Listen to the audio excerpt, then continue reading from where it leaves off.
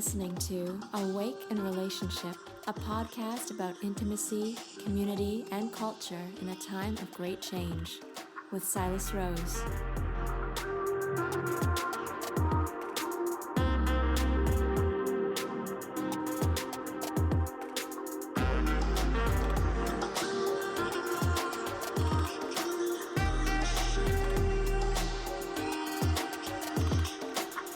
Hello and welcome.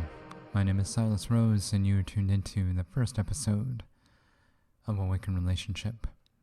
So I'm super excited to kind of introduce to you the origins and vision of this podcast.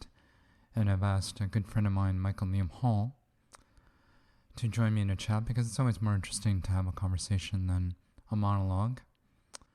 So my aspiration as the host is to really provide you, the listener, an introduction to some amazing thought leaders, innovators, and change makers on the frontiers of relationship work. So I really see this as kind of a conversation between you and me, and we kind of build this ship together. So without further ado, here's my chat with Michael. So I'm super grateful to have a good friend with me in the studio today, Michael Lium Hall. Welcome, Michael. Thank you, Silas. It's a pleasure to be here. Yeah, well, this is definitely an interesting moment in my journey, and it's wonderful. We've kind of, both Michael and I have, shared our paths at different points in time, beginning, I think, when was it, Michael? Probably 2001? Yes, I believe it was. Yeah. 2001, 2002. Yeah. Yeah, in acupuncture school. Acupuncture schools, 5 days after the Twin Towers came down. That's right. Another great time of change. Indeed.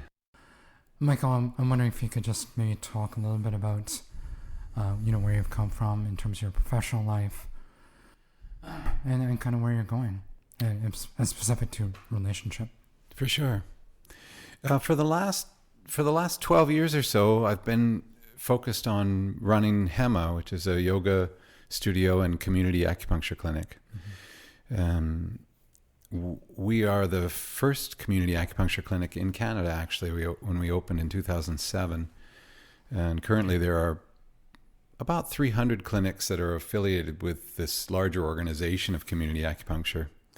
So that's been my primary focus is operating that establishment, which is basically a community health center that is that attempts to be open and welcoming to folks of all shapes and sizes. Yeah. And one of our main focuses has been around accessibility, not just a physical accessibility, but an economic accessibility.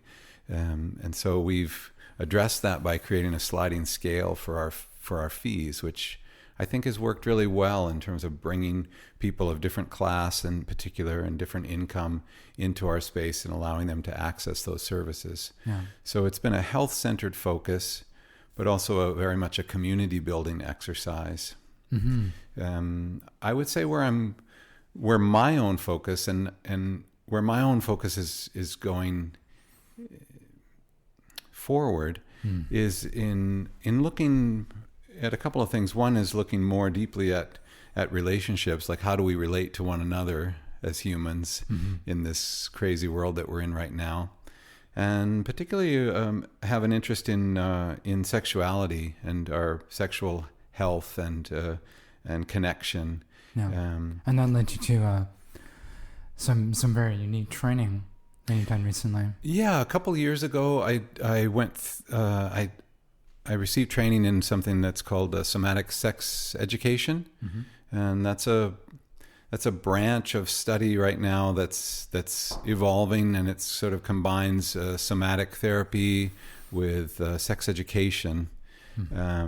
Works a lot with trauma, but also really focuses around helping people to explore, understand, express their sexual selves, as you will. Yeah, which is so often shut down. Exactly. In this society, for Yeah. sure. Not a lot of space for that. Yeah. Yeah. Yeah. Wow. So that's a work that I'm sort of evolving into, and again is very much associated with community. Like how do we bring those conversations out in the open, Yeah. in a way that enhances our connections with one another and with our community. Mm-hmm. Yeah. Yeah, it's another kind of missing piece of wholeness. Absolutely. Yeah. Yeah. An important piece that we all share, Yeah. but we don't necessarily often talk about. Yeah. Yeah. So, Michael and I shared the acupuncture part, and I think we, definitely really more curious about this training, the sexological bodywork training. And, it's one of my hopes to bring Michael back to talk a little bit more in depth on that topic. I just want, giving a little bit of my background.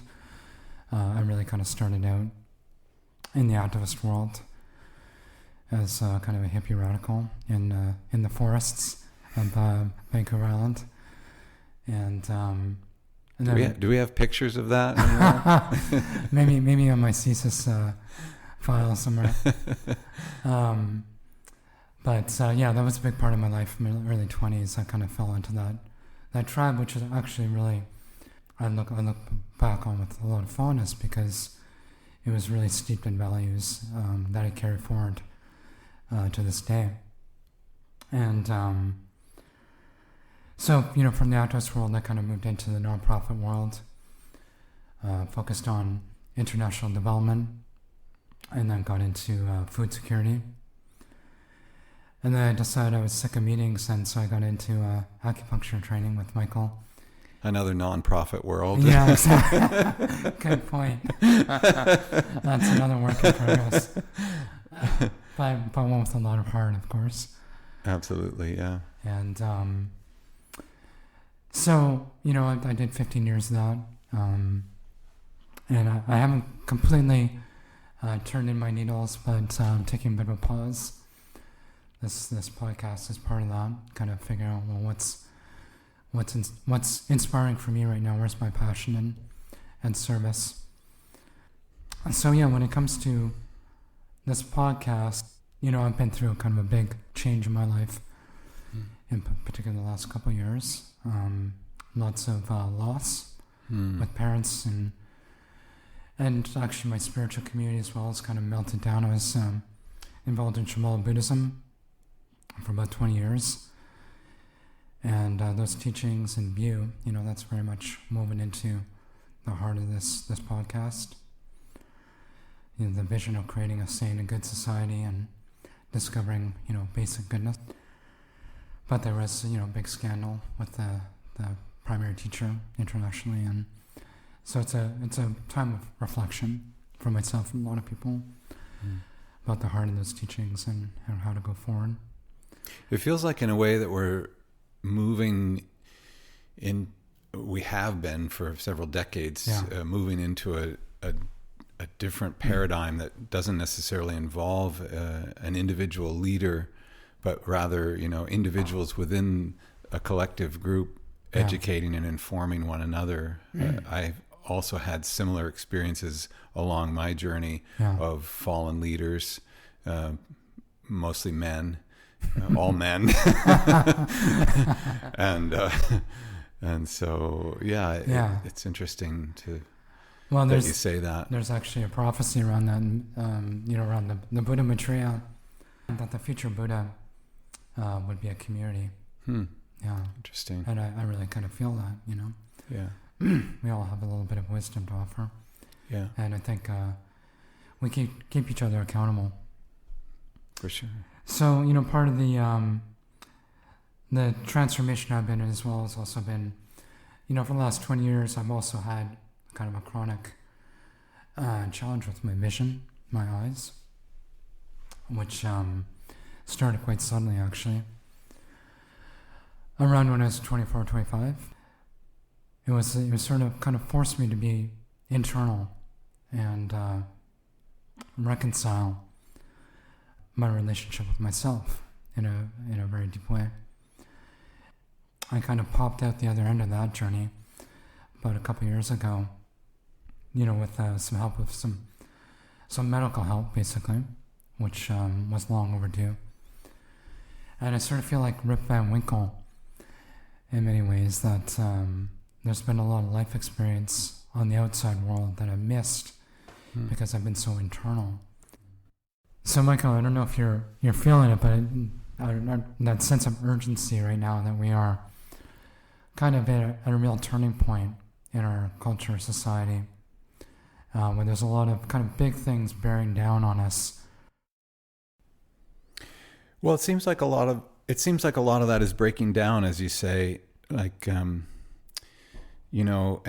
being turned upside down. But the fundamental desire and need of humans to have real connection with one another remains.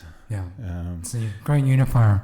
Yeah, I mean, a couple weeks ago, I watched this church being torn down a few blocks from my business place, and I was just struck by the symbology of that. Just how this place that was once seen as a community center. When I was a kid, the church was the community center. That's where people came together and heard stories and looked after each other and brought meals to each other. And watching that get leveled for some sort of an apartment complex, I'm assuming. Yeah. And then seeing people show up at my place of business and thinking of it as a community center just strikes me as really ironic or just interesting, at least. And it shows to me that there's still this real vital need for community and connection. And I especially in today's world, where we have this illusion a lot of times of connection and community. I'm talking about social media here, that actually just really serves consumerism and capitalism primarily. Yeah. I mean, it is a way of sort of grouping people together, which can be really great, but it also, in that grouping, really further separates us, and also doesn't really create real intimacy, real connection, which is what we're really hungry for. So what I hear you saying is you're going to start a church. That's right. The Church of Hema. Come on down. Yeah. Comes with needles. I'm reluctantly having a community center there. Yeah. I keep reminding people this is a social business enterprise here, but. So what do you think, as a listener, what are you hoping to get out of this podcast? Well, I would say, I guess, like hearing diversity, hearing diverse voices. I think that's really one of the most important things that we can do right now, is to really listen and hear from one another as a way of connecting. So diverse voices, diverse backgrounds, diverse experiences that we can all learn from and connect with. Yeah. I was at a week-long intimacy educator training over the summer with a group of about 12 individuals. And we were all very unique, diverse individuals, and not people that would normally be probably friends on Facebook or hang out together. Yeah. And what really struck me is that within that 5-day period of sharing stories and listening, we were able to profoundly connect and support one another in our own healing journeys. Yeah, I've really found that with the dance community in Victoria, again, part of the bubble, the beautiful bubble of Victoria, is this wonderful ecstatic dance, community of people that come out, putting in a plug for Dance Temple in Victoria on Sunday mornings. If you want to get your groove on with 150 people in the room. But it's amazing how to create community non-verbally through the dance, and how nourishing that's been. For me, it's saved my bacon. I would agree, and I'm an introvert primarily. So I have to drag myself there a lot of times. But what I find when I'm in the midst of that group with soft focus, I'm just filled oftentimes with just this immense joy and appreciation and gratitude, just in seeing other human beings sharing and expressing and dancing. It's just such a simple form, but creates such a powerful sense of community and connection. It's like an oasis. Yeah. Sort of this little love bubble. Yeah. And I guess what I would say too, though, like when you talk about community and culture, I think what interests me as well is like, how do we take those kinds of moments and create something bigger around them so that we can continue that when we walk out of the doors of the dance temple or out of the community acupuncture clinic or someplace where we're having these experiences. Similarly with the week-long workshop that I did, how do we build and maintain those connections and community? Absolutely. So that it becomes something bigger and more meaningful for people on an everyday basis. And that's really part of my vision for this podcast is certainly featuring people like yourself and other kind of innovators, thought leaders they're trying to do that work, and offer tools to kind of create those spaces and moments in relationship, but also hopefully to eventually get to the point where we're actually hosting events. So try to actually develop some sense of community within the people that have kind of gathered around this information. Yeah. And I think in that sense, this is really an exciting time. Like, sometimes when you read the news or hear the stories about what's going on in the world, it can make you pretty depressed. But I think that at the same time, that can light a fire in a sense, and also create a lot of opportunity for exploration. And I think just even about as we grow older and move into this stage of elder in life, it's like I don't know. I like to envision that we will be shaping and creating what that life will look like, and not just like checking into the old folks' home. Not that that's necessarily a bad place to be, but that ours will be hopefully a little more dynamic. Yeah. Well, I hope my old folks' home has a sound system with a big sub. Indeed, and dance temple and community acupuncture and I know it's like, why not? You know what I mean? Like, play. We can create that. It's for me, like, there's just so much fear and aloneness right now that it's kind of our duty to create that. And I'm sort of inferring, I want to bring in the listener here. Yeah. That's probably a big reason why he or she is listening in, is because they're either doing that now or they want to be doing more of that in the future, where they're the center of a little oasis, bringing people together, creating connection, basically, more love, less fear. For sure. And my hope for your podcast is that it inspires people to go out and, plug into these experiences, events, community, to try it on, to practice, to play. Yeah, absolutely. So, Michael, how can people find out more about you and your clinic and what you do? You can go to hemma.ca on the internet, HEMMA.ca, if you want to know more about our yoga studio and community acupuncture clinic and event center. And if you're interested in the somatic sex educator work that I'm doing right now, you can find me at intimateintelligence.com. Intimateintelligence, all one word, .com. Awesome. Thanks again to Michael for joining me in conversation today. And if you're interested in learning more about how to kind of work with conflict and bring it to the path, I invite you to join me in episode 2 in my conversation with Susan Gillis Chapman, the author of The 5 Keys of Mindful Communication, where we'll be diving deep into practices for moving from me to we.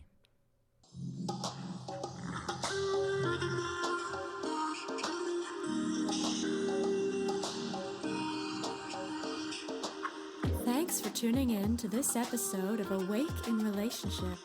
If you liked what you heard, please click subscribe to get the latest show delivered fresh to your device, or sign up for our newsletter at awakeinrelationship.com. Sharing is caring.